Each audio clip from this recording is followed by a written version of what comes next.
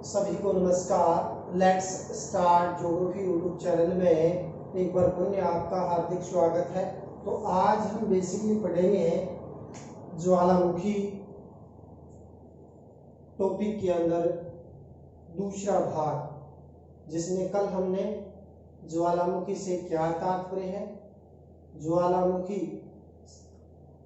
से कौन कौन से पदार्थ निकलते हैं और ज्वालामुखी के अंगों के बारे में विश्लेषण किया था। इसके अलावा ज्वालामुखी के प्रकारों के अंदर उत्पत्ति के आधार पर ज्वालामुखी के प्रकारों का विश्लेषण कर लिया था, जिसमें हमने देखा था सक्रिय ज्वालामुखी, वे ज्वालामुखी जिसमें एक बार उद्गार यानी कंटिन्यू प्रोसेस के अंदर उद्गार होता रहता है, और विश्व के अंदर 500 सक्रिय ज्वालामुखी है वो पाए जाते हैं। यदि हम ज्वालामुखी के अंदर देखना चाहें सक्रिय ज्वालामुखी, तो यूरोप के अंदर इटली का एटना व स्ट्रोम्बोली ज्वालामुखी है, वो सक्रिय ज्वालामुखी है। इसके अलावा पिनाटुबा भी क्या है, सक्रिय ज्वालामुखी का उदाहरण है, वो माना जाता है। दूसरा, यदि हम बात करते हैं सुषुप्त ज्वालामुखी, वे ज्वालामुखी जिसमें एक बार उद्गार होने के बाद यानी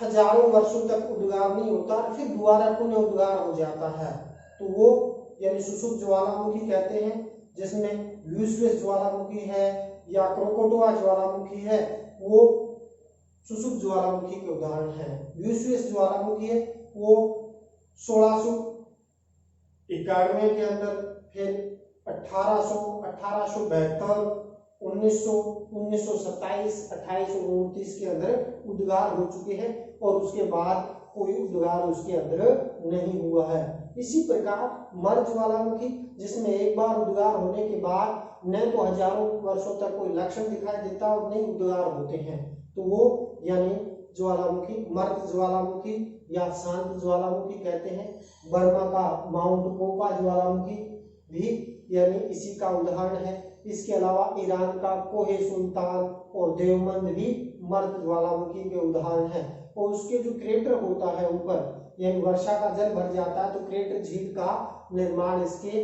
विवर के अंदर बन जाता है। तो ये देख लिया था। दूसरा, हम ज्वालामुखी के प्रकारों को देखेंगे, यानी उद्गार के स्वरूप के आधार पर।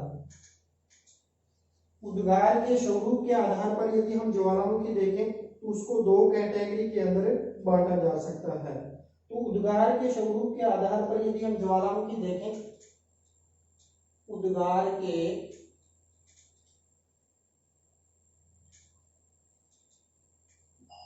स्वरूप के आधार पर ज्वालामुखी को यदि हम वर्गीकृत करना चाहें तो दो वर्गों में विभाजित किया जा सकता है।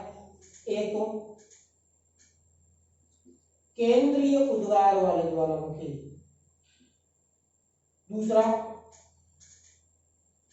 तरारी उद्गार वाले ज्वालामुखी।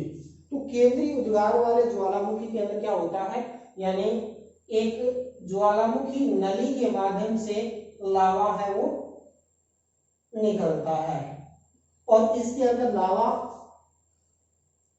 कईयों में शांत उद्गार होता है, कईयों में यानी लावा पतला निकलता है, कईयों के अंदर लावा गाढ़ा चिपचिपा होता है, जिसके अंदर नली के अंदर जम जाता है, फिर विस्फोटक होता है।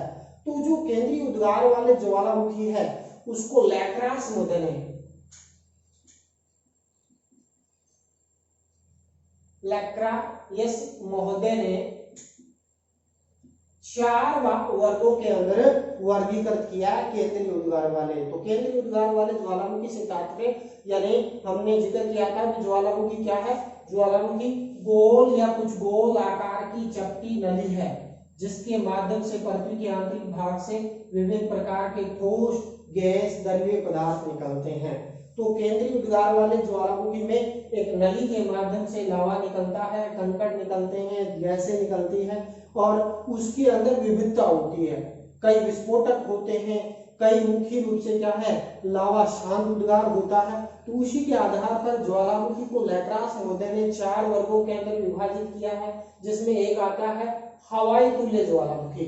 तो हवाई तुल्य ज्वालामुखी के अंदर यदि हम विशेषता देखना चाहें तो हवाई तुल्य ज्वालामुखी शांत उद्गार होता है, क्योंकि उसमें मैग्मा होता है, वो पतला होता है और मुख्य रूप से क्या है, यानी अम्लीय प्रवृत्ति का प्रमुख रूप से क्या है, पाया जाता है।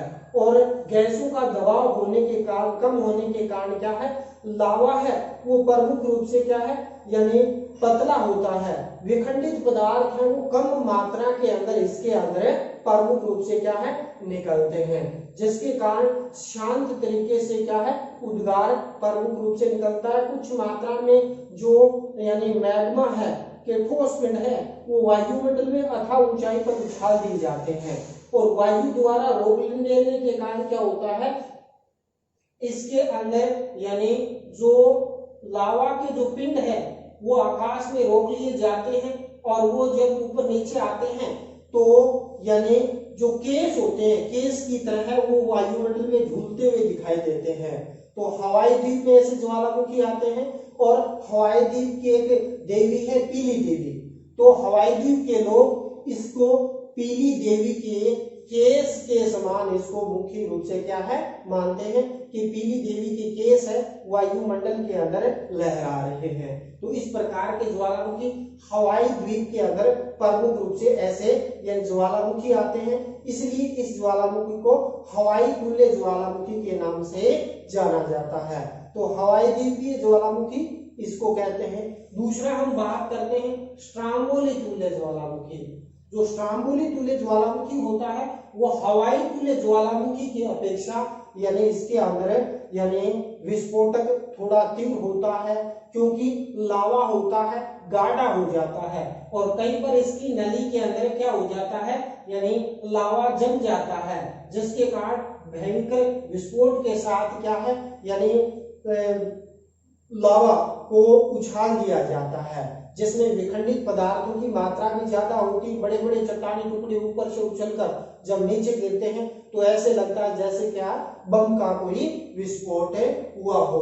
तो ऐसे ज्वालामुखी के अंदर यानी धूल और विखंडित पदार्थ, मैग्मा, गाढ़ा प्रवृत्ति का प्रमुख रूप से क्या है, इसके अंदर देखने को मिलता है, और इसके अंदर यानी एसिड की मात्रा है वो ज्यादा होती है। धूल और कंकड़ और विभिन्न प्रकार के उद्गार यानी इसके अंदर निकलते हैं। तो ऐसी द्वीप है यानी लिपारी द्वीप के अंदर जो स्ट्राम्बोली ज्वालामुखी है उसके अंदर इस प्रकार का उद्गार है वो प्रमुख रूप से होता है, इसलिए इस ज्वालामुखी को स्ट्राम्बोली तुल्य ज्वालामुखी के नाम से इसको जाना जाता है।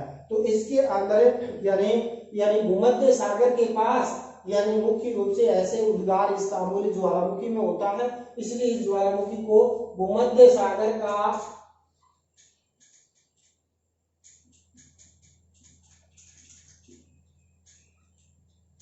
प्रकाश स्तंभ कहते हैं। सैकड़ों बार एग्जाम के अंदर, यूपीएससी के अंदर, एसएससी के अंदर यानी ऐसे प्रश्न है वो पूछे जा चुके हैं। इसके अलावा नेट के एग्जाम के अंदर भी ऐसे प्रश्न पूछे जा सकते हैं कि भूमध्य सागर का प्रकाश स्तंभ किसको कहा जाता है, तो स्ट्राम्बोली ज्वालामुखी को प्रमुख रूप से क्या है, कहा जाता है।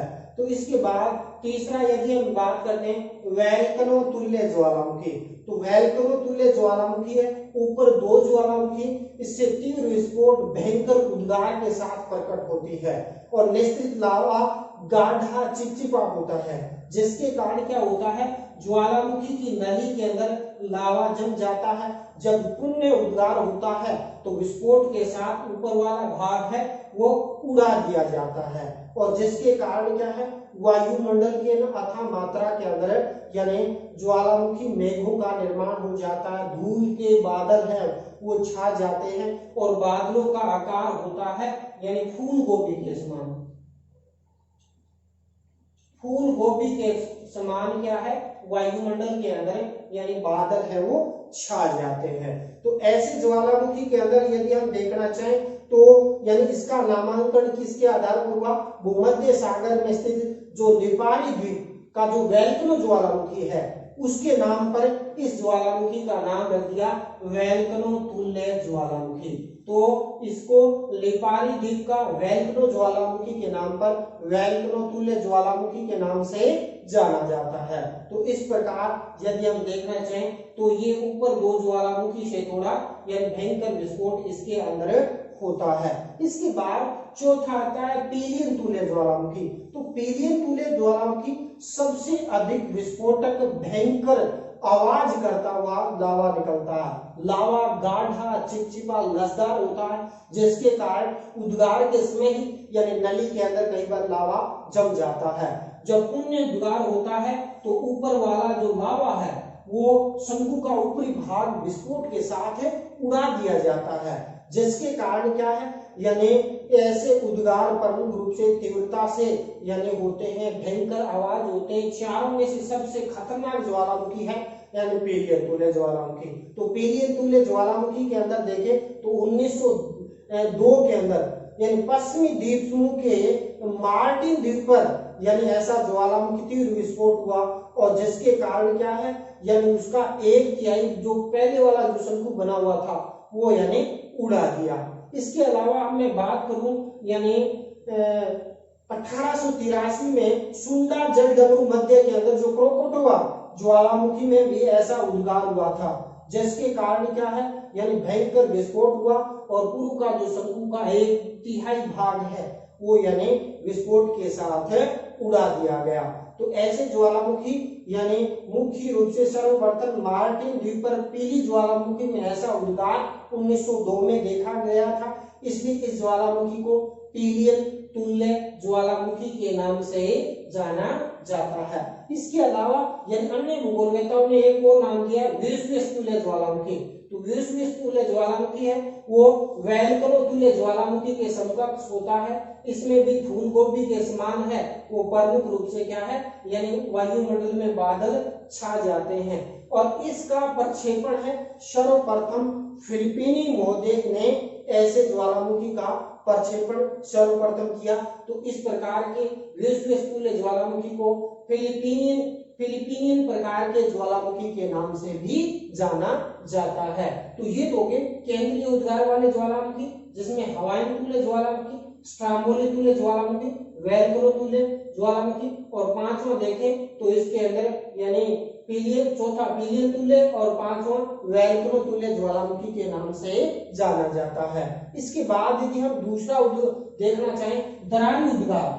दरारी उद्गार के अंदर क्या होता है यानी पृथ्वी के आंतरिक भाग में जब दरार आ जाती है ऊपरी भूपट्टी पर, तो ऊपर भूपट्टी पर दरार आने से आसपास के क्षेत्र में यानी शांत दृष्टिकोण से यानी लावा का उद्गार होना प्रारंभ हो जाता है, जिससे लावा मैदान का निर्माण होता है, लावा पठार का निर्माण होता है। जैसे मैं बात करूं प्रायद्वीपीय पठारी भाग, जिसके अंदर गुजरात, महाराष्ट्र, कर्नाटक, तमिलनाडु, यहाँ यानी दरारी उद्भेदन के कारण लावा के द्वारा प्रायद्वीपीय पठारी भाग का प्रमुख रूप से क्या है निर्माण हुआ है। इस प्रकार यदि हम बात करते हैं यानी अमेरिका का कोलंबिया का पठारी भाग है, उसका निर्माण भी ज्वालामुखी के दरारी उद्भेदन के कारण प्रमुख रूप से हुआ है। यानी ऐसे जो उद्गार है क्रेटेशियस युग के अंदर यानी दरारी उद्गार बहुतायत से प्रमुख रूप से क्या है हुए हैं। ऐसा ही उद्गार है यानी 1783 के अंदर आइसलैंड के अंदर ऐसा उद्गार हुआ, जिसके कारण आइसलैंड की 1/5 जो आबादी है वो क्या है उस लावा के नीचे यानी दफन हो गई थी, जिसके कारण यानी हजारों की संख्या में लोग काल कलमित इसके अंदर प्रमुख रूप से हो गए थे। उसके बाद यदि हम देखना चाहें ये तो क्या क्या है ज्वालामुखी के प्रकार, जिसमें हमने पहले देखा था यानी उत्पत्ति के आधार पर तो सक्रिय, और दूसरा यदि हम बात सुषुप्त और यानी मर्द, दूसरा उद्गार के आधार पर दो प्रकार के केंद्रीय उद्गार वाले ज्वालामुखी और दूसरा दरारी उद्गार वाले ज्वालामुखी हो गया। इसके बाद हम बात करेंगे ज्वालामुखी के द्वारा निर्मित स्थलाकृतियां। और आज हम पढ़ेंगे ज्वालामुखी के द्वारा निर्मित आंतरिक शिलाकृतियां। तो आंतरिक शिलाकृतियों को यानी मैंने एक रेखा चित्र के माध्यम से आंतरिक ज्वालामुखी के द्वारा निर्मित शिलाकृतियों का अध्ययन किया है, जिसमें 1 2 3 4 5 6 7 और 8 शिलाकृतियों का हम अध्ययन करेंगे। तो पहले तो ये स्पष्ट हो जाना चाहिए कि ज्वालामुखी के द्वारा निर्मित शिलाकृतियों से क्या तात्पर्य है। जब ज्वालामुखी से लावा निकला, लावा के अंदर नीचे ताप और दाब की मात्रा है वो कम होती है, जिसके कारण लावा और विखंडित पदार्थ भूपर्पट्टी पर नहीं पहुंच पाते और पृथ्वी के आंतरिक भाग के अंदर विभिन्न शेप के अंदर ये स्लैग यानी मैग्मा का जमा हो जाता है, जिसके कारण यदि पृथ्वी के आंतरिक भाग में मैग्मा का जमाव होगा तो उससे तो ज्वालामुखी के द्वारा निर्मित अंतर्जात शिलाकृतियों का निर्माण होगा, जिसमें हम आज देखेंगे बेंथोलिथ, स्टोक, लैपोलिथ, हैकोलिथ, सीट और डाइट का अध्ययन करेंगे। इसके अलावा यदि भूपर्पट्टी को तोड़कर भूपटल पर लावा विभिन्न प्रकार के विखंडित पदार्थों के जमाव से जो निर्मित शिलाकृतियां बनती है उसको ज्वालामुखी के द्वारा निर्मित बाह्य शिलाकृतियों के नाम से जाना जाता है। तो ये बाह्य शिलाकृतियों का अध्ययन अगले वीडियो के अंदर करेंगे। आज हम देखेंगे अंतर्जात शिलाकृतियों के बारे में। तो अंतर्जात शिलाकृतियों के अंदर इस डायग्राम के माध्यम से हम समझने की कोशिश करेंगे। तो इसके अंदर यदि हम देखना चाहें, नंबर 1 शिलाकृति आ जाती है ये वाली, जिसकी आकृति लगती कैसी, गुंबद नुमा शिलाकृति के रूप में, यानी इसका जवाब प्रमुख रूप से क्या है, पाया जाता है। तो इसका नाम है कैसे शिलाकृति में, गुंबद नुमा। बेंथोलिथ क्या है, जब पृथ्वी के आंतरिक भाग में मैग्मा का जमाव विशाल मात्रा में कैसी आकृति में, गुंबद नुमा आकृति के मैग्मा का जमाव होगा तो वो शिलाकृति कहलाएगी कौन सी, बेंथोलिथ के नाम से जाना जाता है। यानी जब पृथ्वी के आंतरिक भाग में विशाल मात्रा में मैग्मा का जमाव गुंबद नुमा शेप के अंदर होगा तो ऐसी शिलाकृति बेंथोलिथ के नाम से जाना जाता है। अमेरिका का इथाहो जो बेंथोलिथ है वो सैकड़ों किलोमीटर की लंबाई में 50 से 60 किलोमीटर की चौड़ाई में फैला हुआ है। कितना, यानी अमेरिका का इथाओ बेंथोलिथ है जो प्रमुख रूप से यदि हम देखें सैकड़ों किलोमीटर की लंबाई में 50 से 60 किलोमीटर की चौड़ाई के अंदर गुंबद नुमा शिलाकृति के अंदर फैला हुआ है। तो ये जो शिलाकृति है बेंथोलिथ, ज्वालामुखी के द्वारा अंतर्जात शिलाकृतियों में सबसे बड़ी शिलाकृति है बेंथोलिथ। और इसका चोटी पृथ्वी के आंतरिक भाग में है तो इसमें ग्रेनाइट चट्टानें हैं वो प्रमुख रूप से पाई जाती। ऊपरी भाग थोड़ा यानी उबड़ खाबड़ प्रमुख रूप से क्या है, इसके अंदर पाया जाता है। तो बेंथोलिथ को 2 नंबर का प्रश्न आपसे पूछा जा सकता है, बेंथोलिथ पर टिप्पणी कीजिए। तो बेंथोलिथ ज्वालामुखी के द्वारा निर्मित एक अंतर्जात शिलाकृति है जब पृथ्वी के आंतरिक भाग में विशाल मात्रा में मैग्मा का जमाव गुंबद नुमा आकृति के अंदर जमाव होने से जो शिलाकृति बनती है उसको बेंथोलिथ कहते हैं। अमेरिका का इथाओ बेंथोलिथ है वो सैकड़ों किलोमीटर की लंबाई में 50 से 60 किलोमीटर की चौड़ाई के अंदर फैला हुआ है। उसके बाद हम बात करते हैं स्टोक बेंथोलिथ का छोटा रूप स्टोक कहलाता है। क्या कहलाता है, बेंथोलिथ का छोटा रूप स्टोक कहलाता है। या इसको हम इस प्रकार परिभाषित कर सकते हैं, जब पृथ्वी के आंतरिक भाग में मैग्मा का जमाव कम मात्रा में गुंबद नुमा आकृति के अंदर जमा होता है तो ऐसी शिलाकृति को स्टोक के नाम से जाना जाता है। स्टोक को यानी इस प्रकार भी परिभाषित कर सकते हैं, बेंथोलिथ का छोटा रूप स्टोक के नाम से जाना जाता है। उसके बाद थर्ड शिलाकृति का हम अध्ययन यदि करना चाहें तो इसके अंदर यदि हम देखें तो लैपोलिथ। जब पृथ्वी के आंतरिक भाग में यानी मैग्मा ऊपरी भाग की तरफ आता है तो मैग्मा का जमाव गुंबदनुमा होता है, लेकिन थोड़ा ऊपर दबाव होता है तो उसकी आकृति बनती है कैसी? छातानुमा। छाता कौन सा? जो वर्षा के मौसम के अंदर जो हमारी छतरी होती है उस छत्ते जैसी आकृति के अंदर मैग्मा का जमाव होने से जो अंतर्जात स्थलाकृति बनती है उसको हम किस नाम से, यानी इसको हम जानते हैं लैकोलिथ के नाम से जाना जाता है। तो 1 नंबर का प्रश्न आपसे पूछे लैकोलिथ क्या है? पृथ्वी के आंतरिक भाग में जब मैग्मा का जमाव छातानुमा आकृति के अंदर जमा होने से जो स्थलाकृति बनती है उसको लैकोलिथ कहते हैं। लैकोलिथ बर्फदार चट्टानों में प्रमुख रूप से क्या है? पाया जाता है। और इसमें प्रमुख रूप से क्या, यदि हम देखें तो ये एक ही मुख्य स्थलाकृति है जो अवसादी चट्टानों के अंदर प्रमुख रूप से क्या है? निर्मित होती है। तो ये हो गया लैकोलिथ। इसके बाद हम लैकोलिथ। लैकोलिथ क्या है? लैकोलिथ जर्मन भाषा का लोकोस से लिया गया है। कैसे? यानी जर्मनी भाषा का लोकोस से लिया गया है, जिसका तात्पर्य छिछली बेसिन। क्या है? लोकोस का सामान्य अर्थ छिछली बेसिन, या यानी यूं कह सकते हैं जब पृथ्वी के आंतरिक भाग में मैग्मा का जमाव कैसी आकृति में भाई? तस्तरीनुमा। हमारे कई अंतरराष्ट्रीय खिलाड़ी हुए हैं जिसमें अपने आसपास का एक खिलाड़ी कृष्णा पुनिया, वो भी तस्तरी खेलते, जो जब मैग्मा का जमाव तस्तरीनुमा आकृति के अंदर होगा तो वो स्थलाकृति कहलाएगी कौन सी? यानी लैकोलिथ के नाम से जाना जाता। देखिए छत्तानुमा स्थलाकृति होगी तो लैकोलिथ होगा, और तस्तरीनुमा आकृति के अंदर होगी तो लैकोलिथ के नाम से जाना जाता है। कैसी? तस्तरीनुमा आकृति के अंदर मैग्मा का जमाव जब पृथ्वी के आंतरिक भाग में जमने से जो स्थलाकृति बनती है उसको हम लैकोलिथ के नाम से जाना जाता है। यानी थोड़ा थोड़ा अंतर यह करना है। लैकोलिथ में छातानुमा, लोकोलिथ में तस्तरीनुमा यानी स्थलाकृति के अंदर यानी लावा का मैग्मा का जमा होता है, क्योंकि पृथ्वी के आंतरिक भाग में तो मैग्मा, बाह्य भाग में लावा के नाम से जाना जाता है। तो ये होगी कौन सी?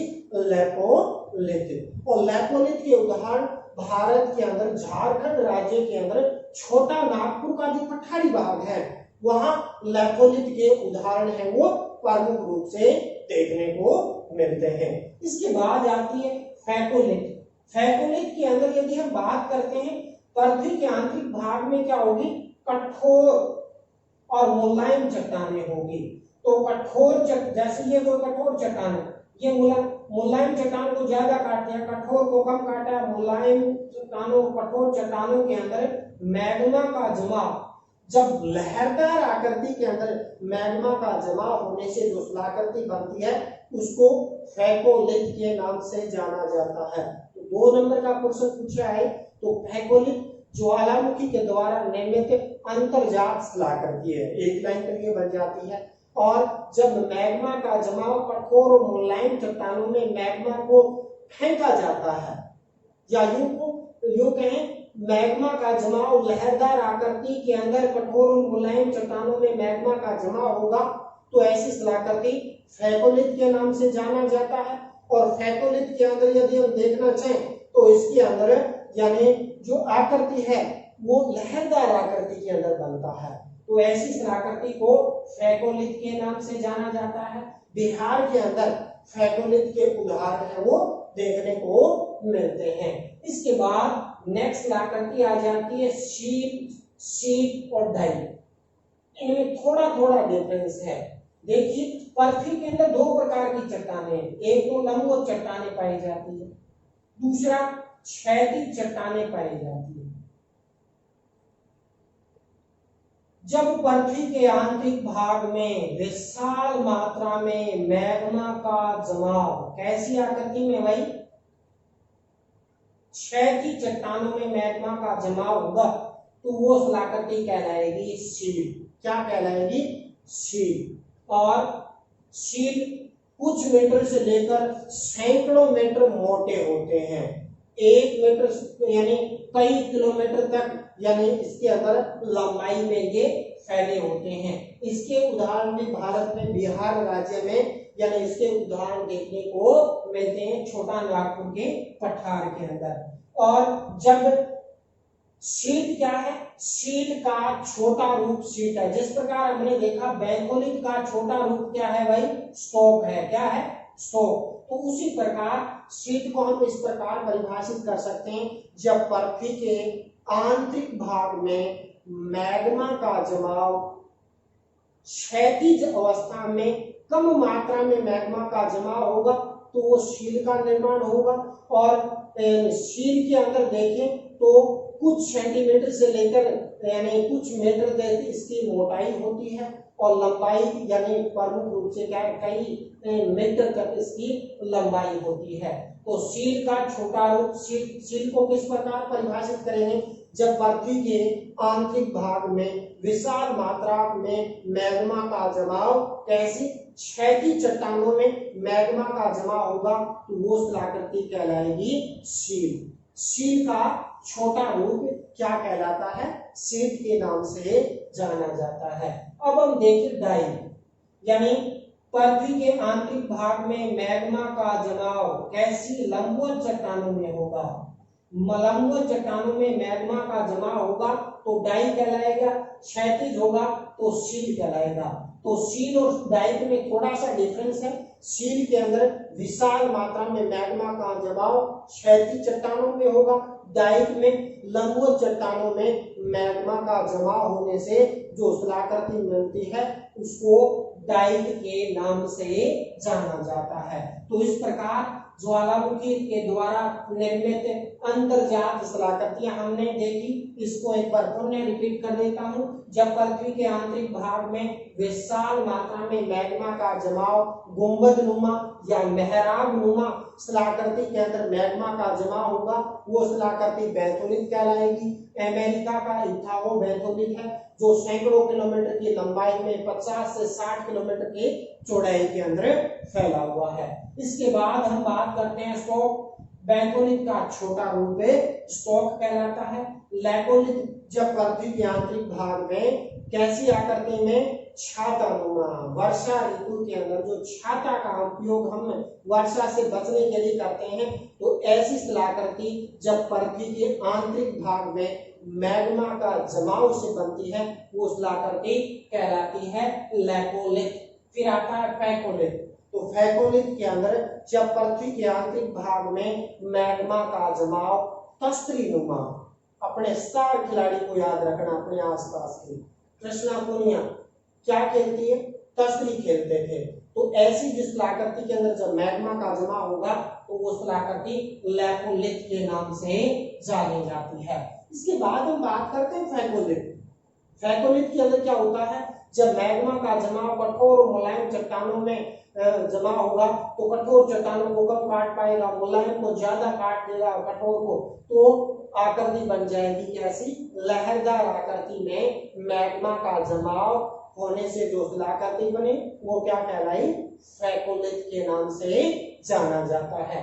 उसके बाद हम बात करते हैं शील। जब पृथ्वी के आंतरिक भाग में विशाल मात्रा में क्षैतिज चट्टानों में मैग्मा का जमाव से कौन सी शील शिलाकृति का निर्माण होता है और शील का छोटा रूप शीट के नाम से जाना जाता है।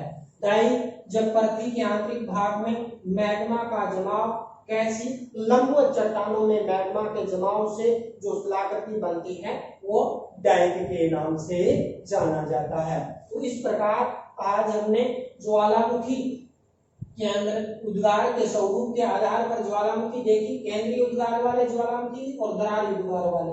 केंद्रीय उद्गार वाले में हवाई तुल्य, स्ट्रामोली, वोल्केनो, पीरियड और व्यूसुस्तुल्य ज्वालामुखी के बारे में देखा। इसके अलावा पृथ्वी के में ज्वालामुखी की जो अंतर्जात शिलाकृतियां हैं उसका हमने मुख्य रूप से इस डायग्राम के माध्यम से स्पष्ट समझने की कोशिश की।